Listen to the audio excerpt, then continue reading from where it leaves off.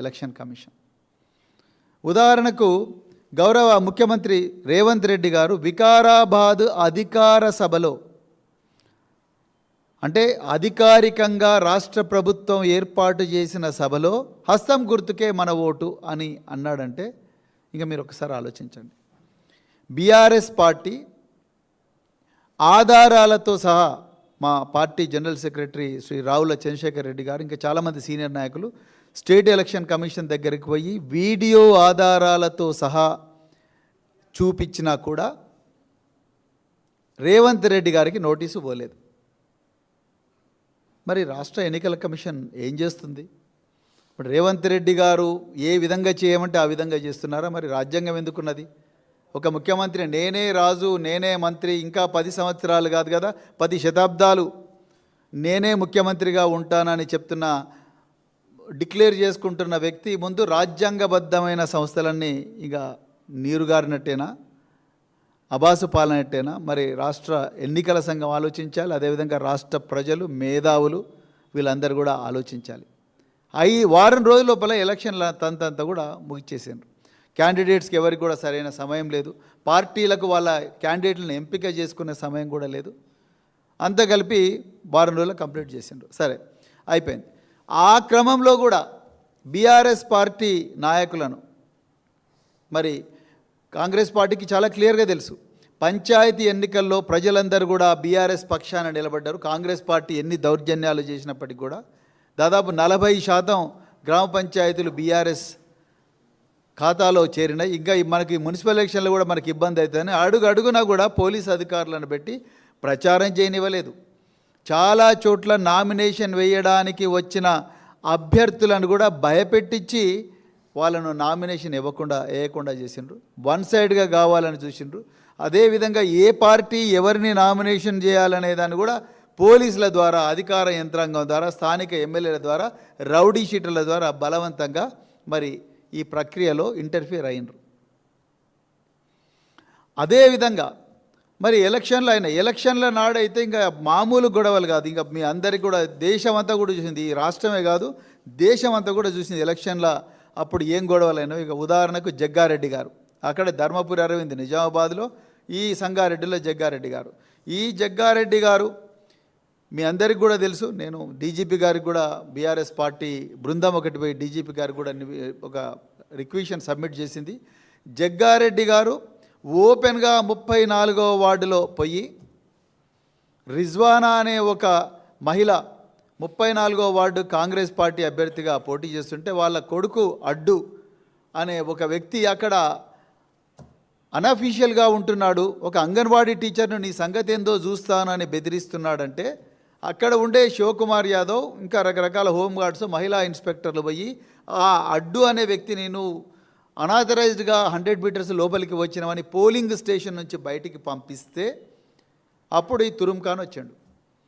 ఈ జగ్గారెడ్డి వచ్చి ఆయన మామూలుగా రాలే, ఓ 5-6 మంది రౌడీ షీటర్లను పట్టుకొని వచ్చాడు.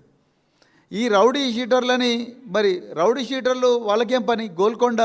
గోల్కొండలో ఉండాల్సిన రౌడీ షీటర్లు, నార్సింగి పోలీస్ స్టేషన్లో రోజు రిపోర్ట్ చేయాల్సిన రౌడీ షీటర్లకు సంగారెడ్డిలో ఏం పని? అది కూడా TPCC working president ex MLA Jagga Reddy garu rowdy షీటర్లను తీసుకొని పోయాడు.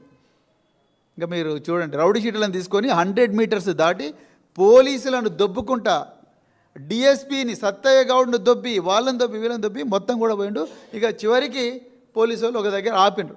ఇక అక్కడి నుంచి ఆయన వీరంగం, నేను ఇక్కడ మీడియా ముందర మాట్లాడలేనిది అంత లైవ్ పోతున్నది, ఆయన కూడా చెప్పాలి కొన్ని విషయాలు. మీరు అమ్మ నాయనకు పుట్టినరా, 20,000 రూపాయలకు రెక్కాడితే డొక్కాడని కుటుంబాల నుంచి వచ్చి ఎన్నో దశాబ్దాలుగా నిస్వార్థంగా సేవ చేస్తున్న హోంగార్డులను బిడ్డా మీ సంగతి చూస్తా, మీరు అమ్మాయి వాళ్ళకు పుట్టిన వాళ్ళైతే మీరు చేయండి డ్యూటీ అని చెప్పడం.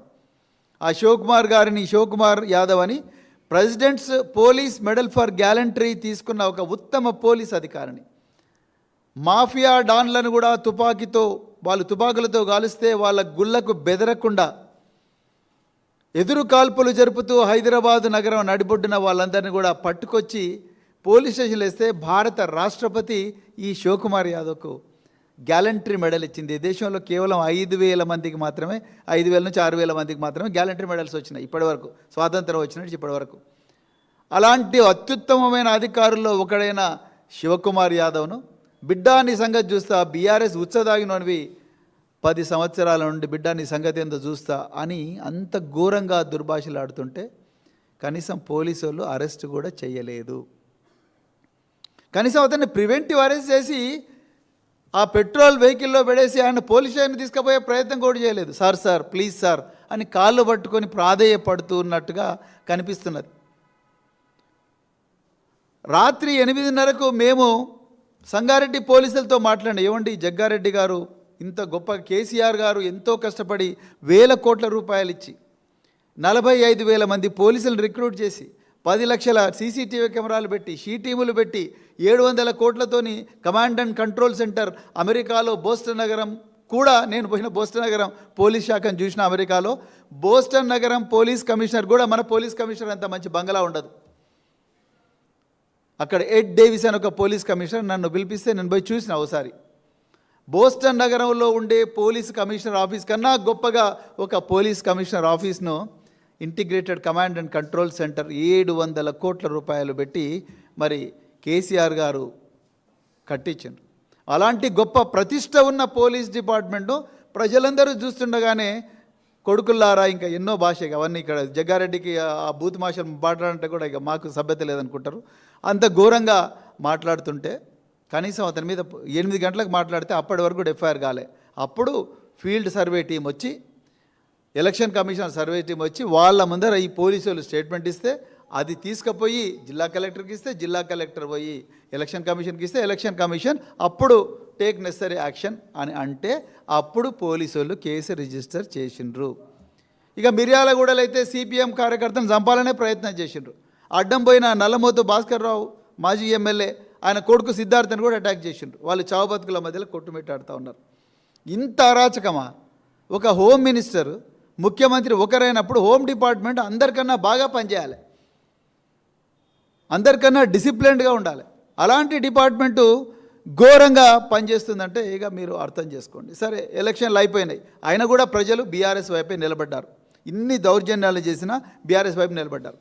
బీఆర్ఎస్ వైపు నిలబడ్డారు కాబట్టి ఇవాళ 2,581 వార్డులకు బీఆర్ఎస్కు 781 వార్డులు వచ్చినాయి.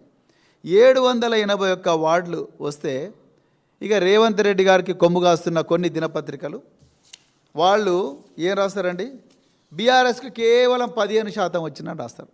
అంటే ప్రజలను గుడ్డోళ్ళు అనుకున్నారా, ఎడ్డోళ్ళు అనుకున్నారా నాకు అర్థం కాదు. ఏబిఎన్ ఆంధ్రజ్యోతిలో బీఆర్ఎస్కు కేవలం 15% వచ్చిందండి. అంటే ఒక అబద్ధాన్ని మళ్ళీ మళ్ళీ మళ్ళీ మళ్ళీ మళ్ళీ చెప్తే అది నిజం అవుతుందని నమ్ముతున్నారా? ఇలా ఏబిఎన్ వేమూరి రాధాకృష్ణ గారే దీనికి ఆన్సర్ చెప్పాలి. అంటే ఒక పత్రికను టార్గెట్ చేసి మాట్లాడుతున్న విషయం కాదు మేము చెప్తున్నది.